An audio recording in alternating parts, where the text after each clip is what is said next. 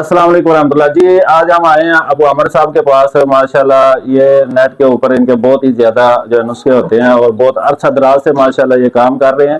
तो आज हम इनसे जो है ना मैदे के हवाले से पूछेंगे, क्योंकि मैदा जो है मेन जो है ना बुनियाद होती है किसी भी दवाई की या खुराक जब हम खाते हैं। तो जब तक मैदा सेट नहीं होता तो फिर आगे ना खुराक लगती है ना जनाब वो दवाई असर करती है। जो लोग कहते हैं हमें फ़र्क नहीं पड़ता, तो आज इंशाल्लाह मैदे के हवाले से हम पूछेंगे इनसे कि कोई मैदे के लिए ऐसी चीज़ बता दे जो कि मैदा अच्छी तरह चीज़ों को जुज़्वे बदन बनाए। तो कीम साहब भी हमारी आवाम को बताएं कुछ मैदे के लिए जो आम बंदा रूटीन में इस्तेमाल करता रहे और मैदा जो है सेट रहे और मैदा जुज़्वे बदन चीज़ों को बनाए।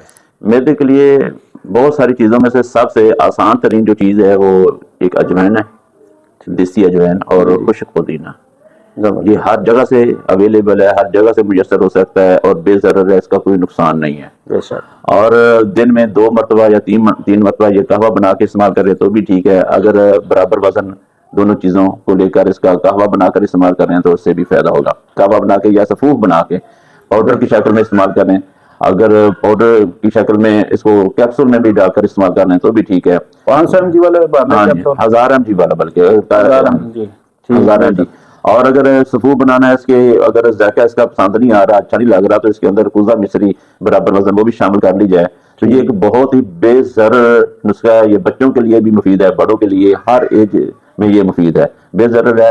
ये इस्तेमाल करते साथ ही मैदे का निज़ाम ठीक हो जाएगा। गैस ट्रबल के लिए बहुत मुफीद है, निज़ाम हज़म को दुरुस्त करता है, तेज़ाबियत का बेहतरीन इलाज है।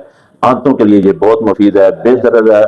हर तरह के, हर उम्र के मरीज के लिए ये मुफीद है। जी बहुत शुक्रिया कीम साहब, जज़ाकल्लाह।